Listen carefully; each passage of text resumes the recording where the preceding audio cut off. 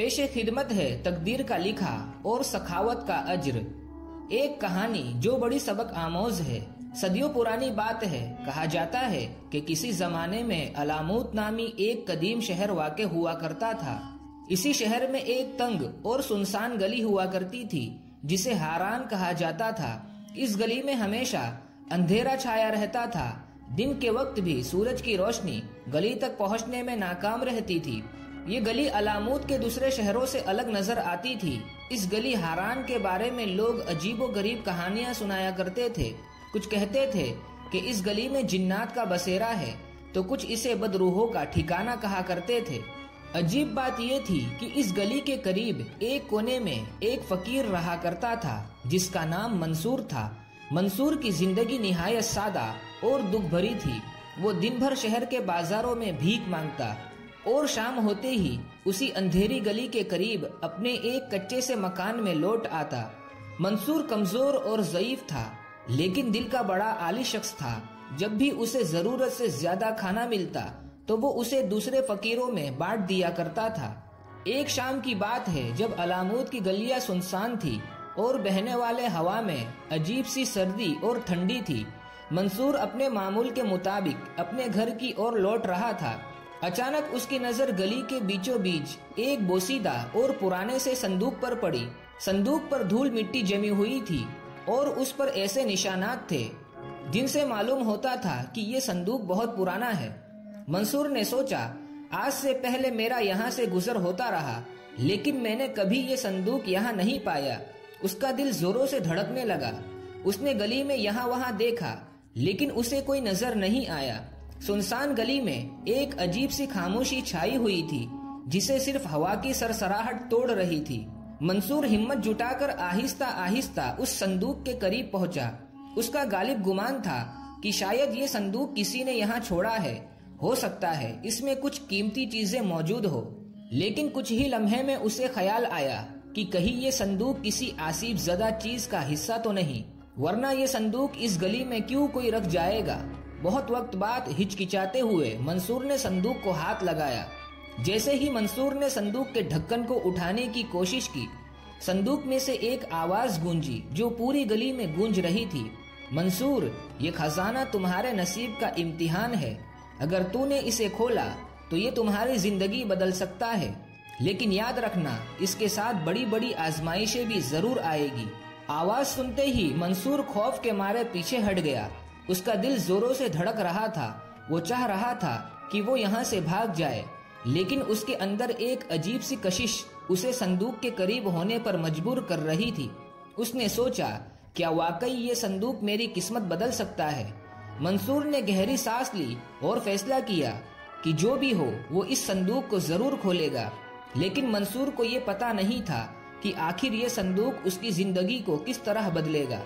अंधेरी गली में मंसूर ने जैसे ही वो संदूक खोला, अचानक एक चमकदार रोशनी पूरी गली को रोशन कर गई। मंसूर को समझ न आया कि आखिर इसमें ऐसा क्या है जिससे इतनी रोशनी फैल रही है। मंसूर ने जब संदूक में देखा तो उसे एक छोटा सा आईना नजर आया और साथ ही एक अजीब पुरानी किताब नजर आई जिस पर कुछ नुकुश बने हुए थे। आईना देखने में आम आईनों जैसा नहीं था। आईना का ऊपरी हिस्सा किसी जादुई रोशनी से चमक रहा था। ऐसा लगता था मानो ये आईना कई राज अपने अंदर छुपाए बैठा है।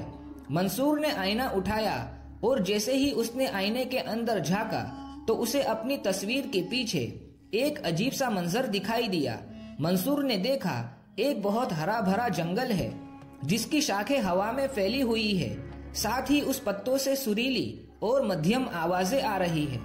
जंगल के बीचों बीच एक बहुत बड़ा खजाना दिखाई दे रहा था, लेकिन वहां तक पहुंचने के रास्ते धुंध से छुपे हुए थे। मंसूर ने आईना नीचे रखा और उस किताब की तरफ देखा।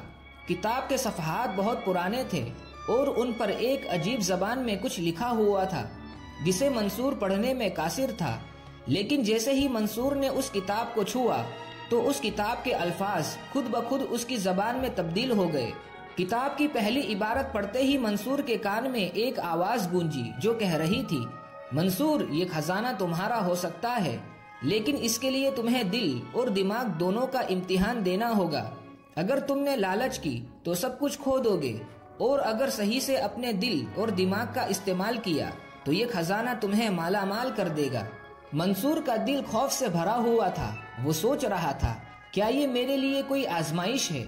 उसने सोचा, अगर ये वाकई में खजाना है तो इसकी तमाम मुश्किलात का कोई ना कोई हल तो जरूर होगा। लेकिन उसे इस बात का भी अंदाजा था कि ये कोई मामूली खेल नहीं है। गली में अब भी खामोशी छाई हुई थी और हवा में सर्दपन महसूस हो रही थी। मंसूर ने वो संदूक उठाया और अपने मकान में लौट आया, लेकिन आज नींद उसकी आंखों से बिल्कुल ओझल थी। बेचैनी के आलम में जब उसने किताब को खोलकर और पढ़ने की कोशिश की तो उसे मालूम हुआ कि जंगल तक जाने के लिए उसे एक खास रास्ते पर जाना होगा जो अलामूद के पुराने बाजार के पीछे एक खुफिया दरवाजे से शुरू होता है। लेकिन किताब ने मंसूर को खबरदार किया था कि इस सफर में खतरे पेश आएंगे और उसे हर कदम पर अपनी दानिशमंदी का मुजाहिरा करना होगा। अगली सुबह मंसूर ने फैसला कर लिया कि वो इस खजाने की तलाश में निकलेगा। मंसूर अपने साथ उस आईने और किताब को लेकर घर से चल पड़ा। वो सोच रहा था, पता नहीं ये सफर उसकी जिंदगी को किस तरह बदल देगा, लेकिन इसी के साथ ये सफर उसके हौसले और नीयत का भी इम्तिहान होगा। मंसूर किताब और आईने को साथ लेकर अलामूद के पुराने बाजार की जानिब रवाना हो गया। बाजार पहुंचकर मंसूर ने देखा कि बाजार में बहुत भीड़ खरीदो फरोख्त के लिए जमा है। किताब में बयान करदा खुफिया दरवाजे का सीरा तलाश करना आसान नहीं था। किताब के मुताबिक खुफिया दरवाजा एक पुरानी किले नुमा दुकान के पीछे था। काफी ढूंढने के बाद आखिरकार मंसूर को वो दुकान नजर आई जो किला नुमा बनी हुई थी।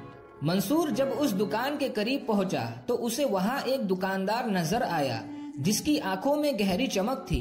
दुकानदार ने मंसूर को देखा और मुस्कुराते हुए बोला, क्या तुम कुछ खास तलाश कर रहे हो?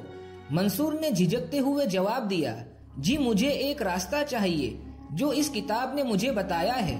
मंसूर की बात सुन दुकानदार कुछ देर खामोश रहा, फिर आहिस्ता से कहने लगा, ये रास्ता तुम्हें जरूर मिलेगा, लेकिन याद रखना इस रास्ते के हर मोड़ पर तुम्हारे इरादे और नीयत का इम्तिहान लिया जाएगा। अगर तुम्हारे दिल में जरा भी लालच हो तो वापस पलट आ जाना। ये कहकर दुकानदार ने एक पुराना दरवाजा जो जंग आलूद था खोला, जो उस दुकान के पीछे छुपा हुआ था। दरवाजा खुलते ही मंसूर ने देखा कि एक लंबी मगर अंधेरी सुरंग थी जिसके आखिरी सिरे पर कुछ मध्यम सी रोशनी नजर आ रही थी। मंसूर ने गहरी सांस ली और कदम आगे बढ़ा लिया। सुरंग के अंदर जाते ही अजीबोगरीब आवाजें मंसूर को सुनाई देने लगी। दीवारों पर तरह तरह के नुकुश बने हुए थे। माहौल डरावना होने के बावजूद दिलकश नजर आ रहा था। जैसे ही मंसूर आगे बढ़ा, सुरंग का फर्श हिलने लगा और अचानक एक आवाज सुनाई दी जो कह रही थी, पहला इम्तिहान ईमानदारी या लालच। थोड़ी देर बाद मंसूर के सामने जमीन से एक याकूत का संदूक नमूदार हुआ जिस पर लिखा था, ये खजाने से भरा हुआ है, तुम चाहो तो इसे लेकर यहाँ से चले जाओ। मंसूर ने संदूक को गौर से देखा तो इसके अंदर सोने जवाहिरात नजर आ रहे थे। उसके दिल में ख्वाहिश जगी कि इसे ले ले, लेकिन उसे किताब की वो इबारत याद आई कि लालच तुमसे तुम्हारा सब कुछ छीन लेगी। कुछ देर सोचने के बाद मंसूर ने संदूक को छुए बगैर सर झुकाकर आगे बढ़ने का फैसला किया। उसका आगे बढ़ना था कि एक नया दरवाजा उसके सामने नमूदार हुआ। दरवाजे के खुलते ही मंसूर ने देखा कि उसके सामने एक बहुत बड़ी घाटी है जिसका दूसरा किनारा बहुत दूर तक नजर आ रहा था। घाटी के दरमियान एक पुल बना हुआ था और पुल के नीचे आग बह रही थी। मंसूर को इस पुल को पार करके दूसरी तरफ जाना था, लेकिन हर कदम पर एक नई मुश्किल मंसूर का इंतजार कर रही थी। मंसूर ने पुल के किनारे खड़े होकर एक लंबी सांस ली। पुल देखने में बड़ा कमजोर लग रहा था और नीचे बहती हुई आग मंसूर के दिल को और भी ज्यादा खौफजदा कर रही थी। पुल के हर तख्ते पर अजीबोगरीब तहरीरें लिखी हुई थी जिन्हें मंसूर पढ़ने की कोशिश कर रहा था। पुल पर कदम रखते ही एक आवाज मंसूर के कानों से टकराई जो कह रही थी, यहाँ तुम्हारी नीयत और अकल का इम्तिहान लिया जाएगा। अगर खौफ और लालच में तुम मुब्तिला हुए तो पुल गिर जाएगा। मंसूर ने खुद को संभालते हुए पहले तख्ते पर कदम रखा।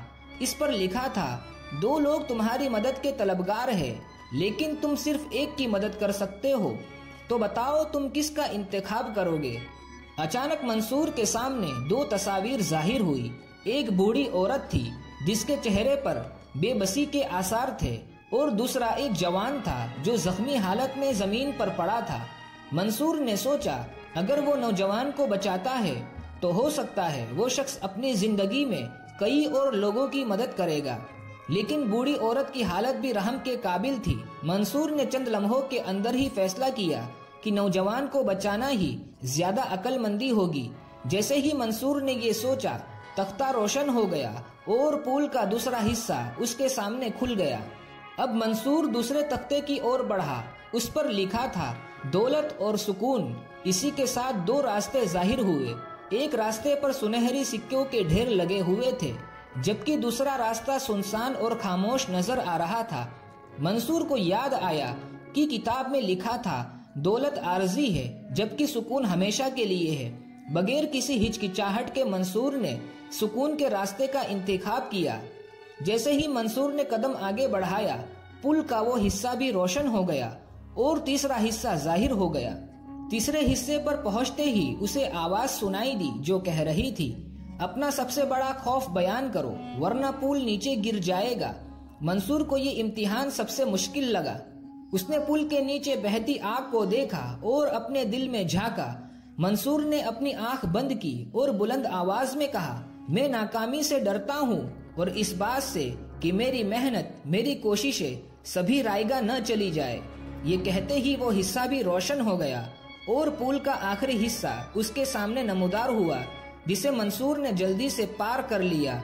पुल के दूसरे सिरे पर पहुंचते ही वो एक बड़े और खूबसूरत बाग में आ गया, जहां हर तरफ हरियाली और फूलों की महक मंसूर को मदहोश किए जा रही थी।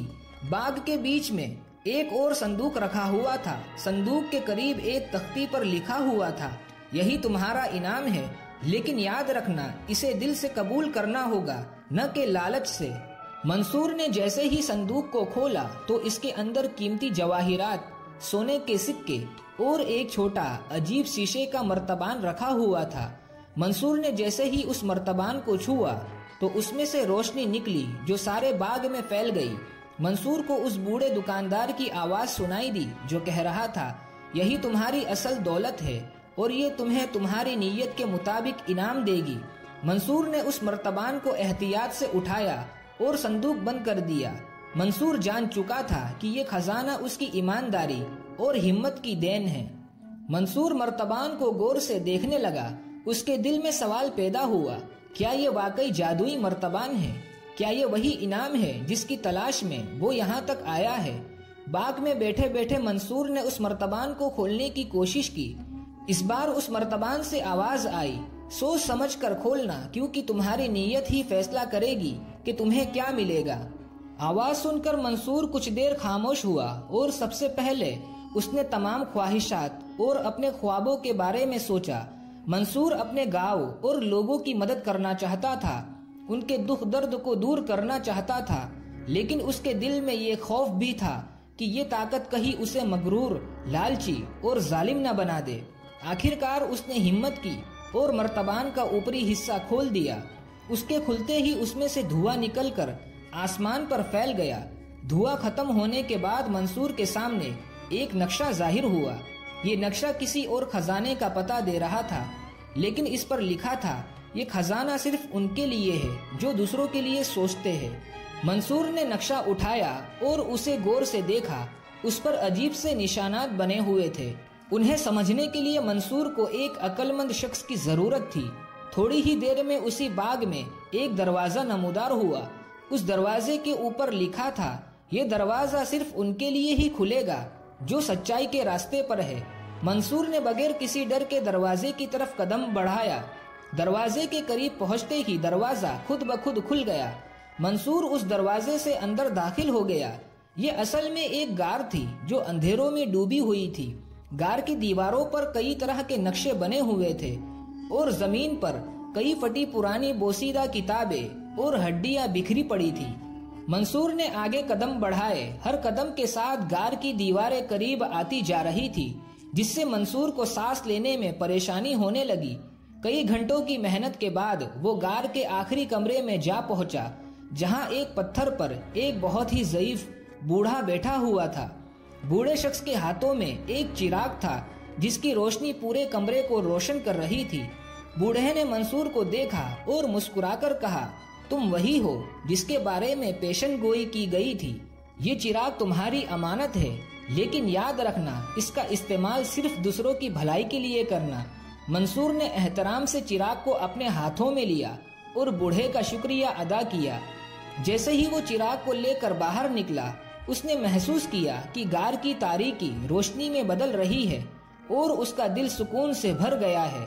गार से बाहर आकर मंसूर अपने गांव की ओर चल पड़ा। उसके हाथ में जादुई चिराग था और दिल में एक नई उम्मीद जगमगा रही थी। मंसूर जानता था कि ये चिराग महज एक ताकतवर चीज नहीं, बल्कि ये उसकी आजमाइश है जो उसके इरादों और नीयत को जांचने के लिए उसे दिया गया है। गांव पहुंचकर मंसूर ने हर गरीब और परेशान हाल लोगों की मदद करनी शुरू कर दी।